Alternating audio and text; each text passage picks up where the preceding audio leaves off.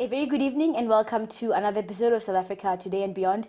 In studio this evening, I'm joined by Pilelo Mudau and Ambassador Moreno from the Venezuelan. Welcome to the show. Thank you. Well, good evening, everybody. Thank you for the invitation. Sure, thank you so much for coming onto the show. Ambassador, Venezuela is also called the Bolivarian Republic. Maybe explain to us what that means. It's the Bolivarian Republic of Venezuela. This is the best name that we have. Yes, the Bolivarian Republic of Venezuela. The name is to pay tribute to our liberator, Simón Bolívar. For that reason, it's Bolivarian. Simón Bolívar was our liberator. And he not only was the liberator of Venezuela, he also was the liberator of many countries of Latin America. Colombia, Peru, Ecuador, Bolivia, and Venezuela. Sure. His dream was one Latin American unite, free and emancipate. For that reason, this is the name of our country. Sure. I know under President Hugo Chávez's administration, you talk about some of the reforms that President Chávez, undertook, but especially the Bolivarian missions. Maybe explain to us what those were all about. Okay, the Bolivarian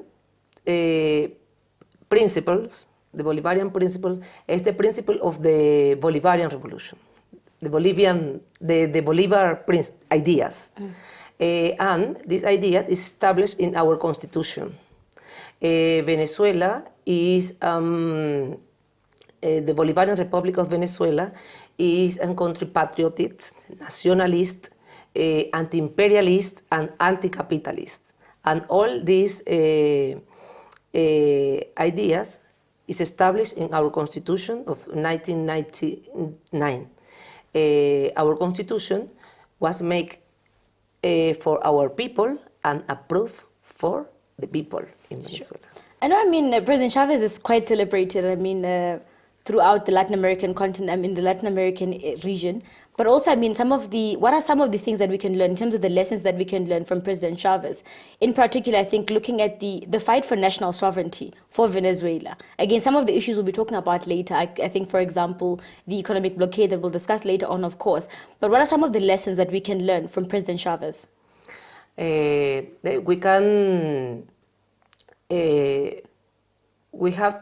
We learn a lot about Chavez.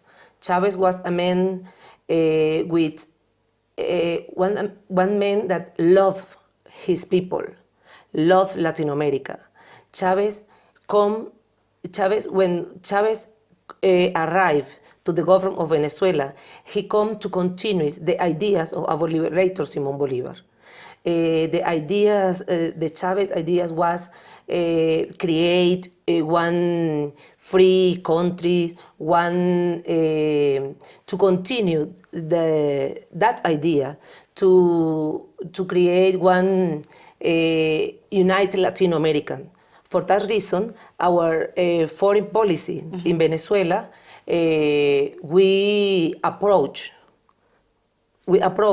to our brothers countries, to our neighbors, Venezuela, and President Chavez create and impulse many different mechanisms of integration in the region, like ALBA,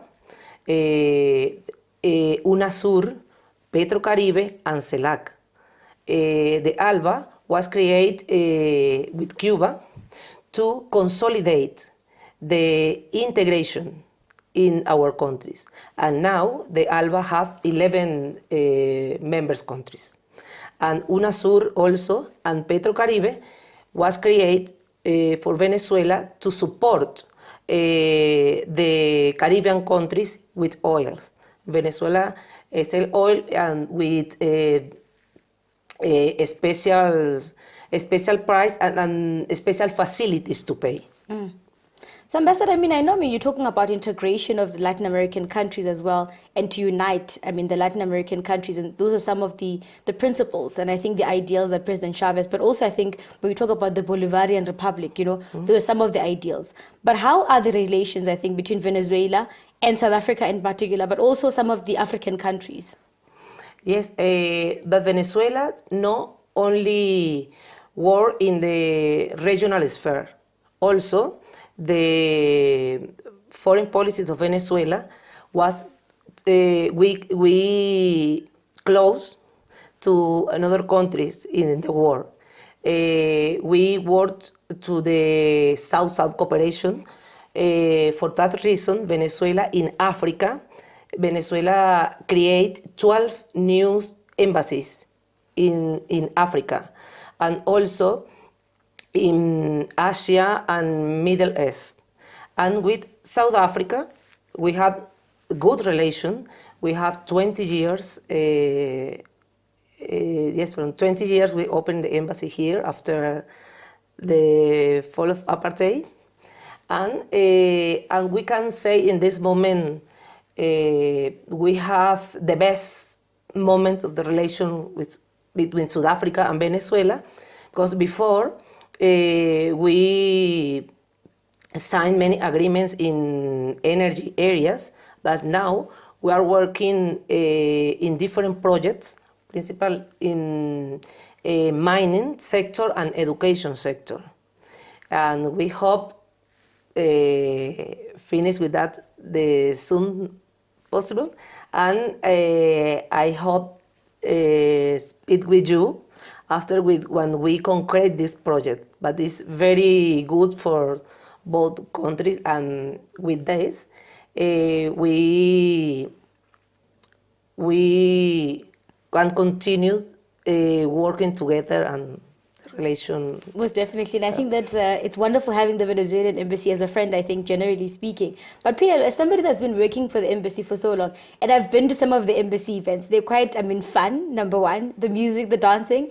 But, somebody as South African, working for the Venezuelan embassy, what could you say in terms of, we're talking about Hugo Chavez's, the lessons that we brought from President Chavez, the ideas behind integration, cooperation, and uniting. What lessons can we draw? When you go to the embassy, there's a lot of you learn about the rich culture of Venezuela, and the rich influence of the peoples of Africa in Latin America as well, in particular in Venezuela as well, the Afro-Latinas, I think, So, what lessons do you draw? Somebody is South African working for the Venezuelan embassy for more than 2 years right now, What have you learned so far working for the embassy? I think, every single country has their own different experiences. And for a South African to go and immerse myself into an environment where I had to learn everything from scratch. Basically, I had to learn not only the language, but I had to learn the culture, how they behave and how they react to certain situations, which is different to how your ordinary South African would react. So it's an everyday learning curve. That being said, there are many similarities that you can draw between South Africans and Venezuelans, or South Africans and Latin Americans in general.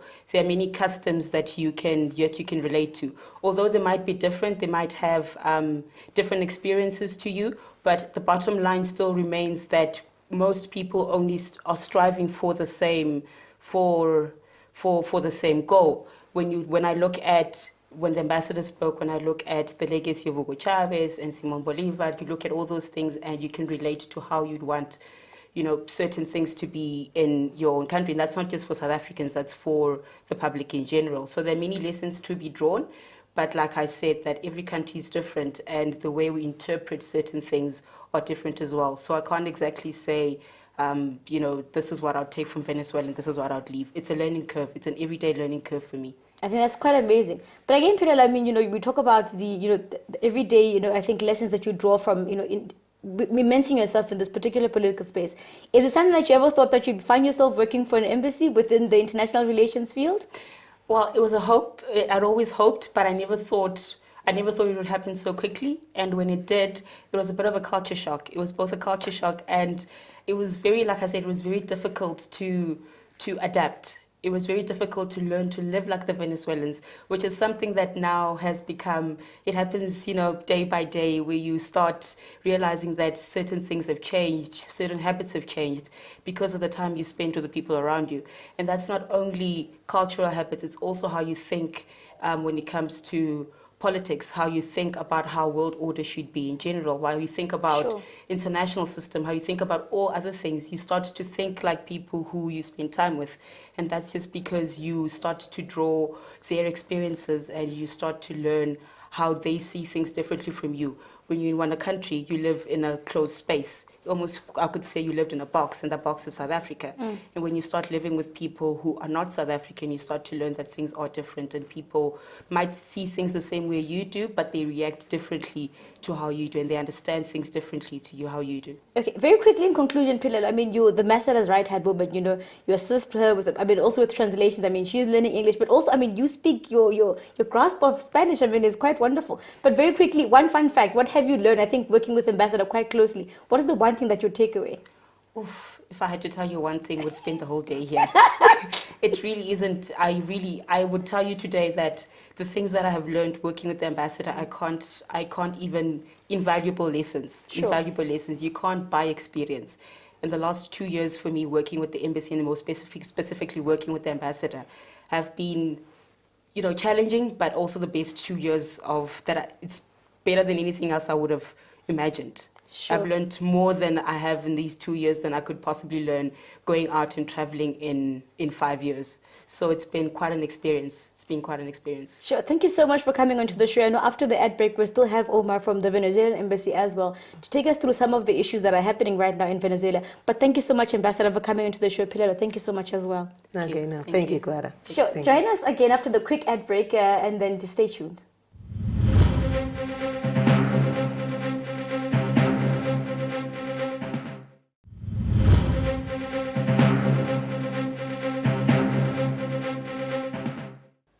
Welcome back from the ad break. Just before the ad break, I was discussing with the ambassador of Venezuela, Ambassador Moreno, and in studio I'm joined by Omar, who's also from the Bolivarian Republic of Venezuela. Welcome, Omar. Thank you very much. So maybe let's talk about the political situation in Venezuela, in particular the blockade, the economic blockade by the U.S. Maybe explain to our viewers, number one, how long has the blockade been imposed on Venezuela, and what are some of the restrictions? Yeah, I think that in the case of Venezuela, we don't have this typical blockade, economic blockade. For instance, if you compare the case of Venezuela with the case of Cuba, I think it's a different way of blockade.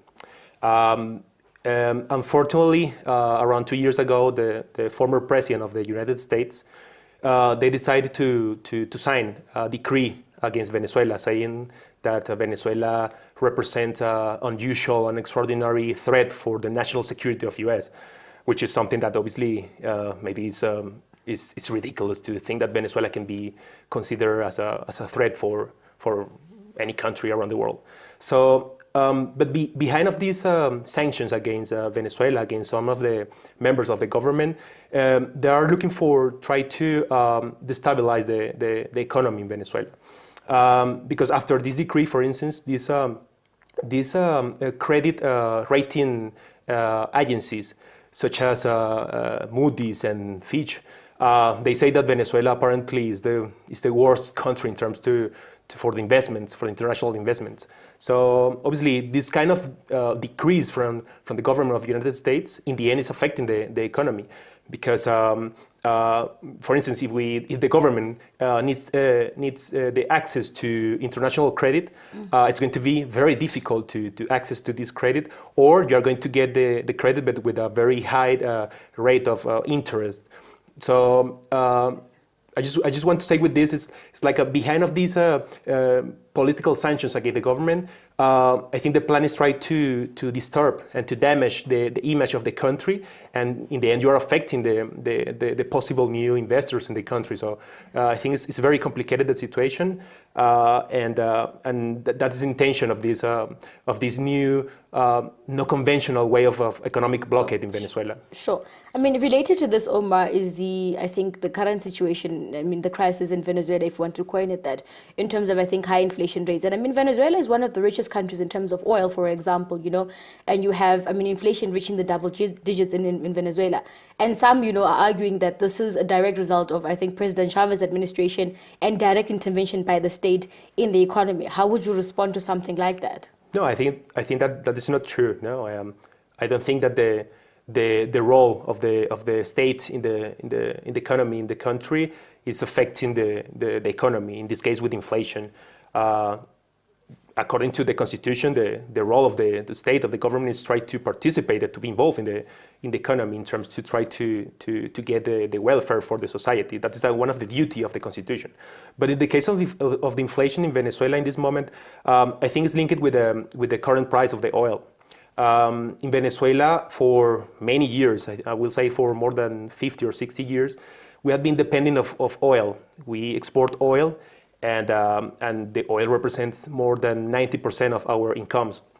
So when you see the declining of the price of oil, obviously impacting our economy in a drastic way. It's just for an example. Our national budget 5 years ago used to be very high, and now we reduce in 70% the national budget. So imagine that your boss decided to reduce your salary in 70%. So obviously it's going to impact, it's going to affect the economy of your house and your family. That's what's happening in Venezuela. Because if you don't have enough foreign currency to import all the goods and services and the products that your people need, obviously it's going to create problems in terms of offer and demand. And in the other hand, in the presidency of former President Hugo Chavez, you can see, if you check the statistics, you can see that the government of Venezuela reduced the poverty, the inequality, reduced the unemployment. So we can say that the government created a new middle class, and this new middle class is people that they can afford to demand products and services. So with the current situation with the oil, obviously the state has not been able to satisfy the new demand of people that they are able to consume, to consume products and goods and services. So I think the inflation is linked with this phenomenon. But it's not a new phenomenon. It's something that it had been happening in the country for decades. But I want to say that I'm optimistic. I think it is a very good opportunity it's a challenge for Venezuela to try to diversify the economy. And because we cannot continue dependent of oil. If you diversify the economy, the market of the oil is not going to affect the economy like currently is affecting the country. But we are working in terms of trying to develop the mining sector and the tourism and the petrochemistry, different sectors to try to stop the dependency of the oil in the country. Sure, and these are some of the corporations that Ambassador, before the ad break, spoke about as well. Yeah. But Omar, in 2015, Venezuela went for local government elections, and I think much like the South African case, with the ANC where, they lost some of the key metros in South Africa, Tshwane, the city of Tshwane, the city of Johannesburg, we also see a right-wing coalition taking some of the districts and municipalities in Venezuela. But with the central government now being run by, the left-wing, sort of, if you will, coalition, what is the current political climate as a result of this win by the right-wing coalition? Yes. Well, first I need to clarify the last election was to vote for the members of the parliament or the National Assembly in Venezuela. And in Venezuela, we are not a parliamentary republic. We have a different elections to vote for the president of the republic, who is the chief of the state in Venezuela. And according to my opinion, in the last election for the parliament, if you check the results, you can see that the opposition, okay, they got the majority in the parliament, but in terms of supporters, they only increased 5% of the supporters, comparing with the previous elections in Venezuela. And if you check the behavior of the voters in the side of the revolutionary or progressive forces in Venezuela, they decreased the supporters in more than 15%. So what I'm trying to say with this is I think the opposition, they took advantage of these challenges in our economy currently, and obviously the malaise of part of the population, and that's why they could get the victory in the last election. But But in the last 2 decades in Venezuela, we had more than 20 electoral processes, and the revolution or the forces, they won the 18 of these 20 national elections. So I think it could be a mistake to underestimate the capacity of the revolutionary forces to be able to win a new election.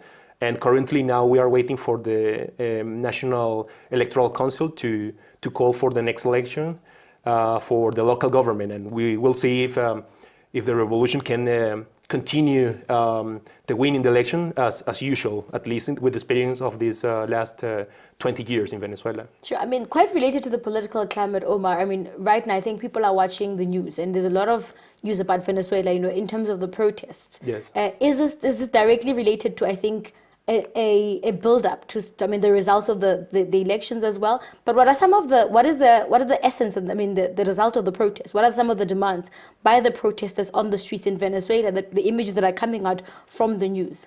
Yeah, I think that with the new government of Venezuela, with the Bolivarian government of Venezuela, people has the right to go to protest. It's something new. In the past, it was very difficult to go to protest against the government. And but unfortunately, a part of the opposition in Venezuela, they believe in the violence to try to destabilize the government and try to create an image that in Venezuela the government is not allowing to the people to protest, which is not true. If you compare other countries in Europe or in the north of America, if someone burn a hospital or a public school, I'm sure that person they are going to go to jail and for more than maybe 10 years or something. So the campaign or of the plan of the opposition is try to create that an image that the government of Venezuela, they don't respect the human rights and they don't allow to the people to protest, which is not true. The problem is they are trying to create this violence to try to destabilize the government, and they are working to try to don't allow to the government to work in terms to develop the economy and try to finish with this current situation with the economy, which is we regret that this part of the opposition believe in this type of policies to try to overthrow a government. I think they should work in trying to convince the people with proposals and not with violence. And well, we need to say that the government is trying to preserve the stability in the country, the peace in the country, which is the only way to try to overcome this special situation that we are facing right now. Sure. Thank you so much, Omar. Unfortunately, that's all the time that we have. And I certainly hope that I think for yourselves and the people of Venezuela that things do look up.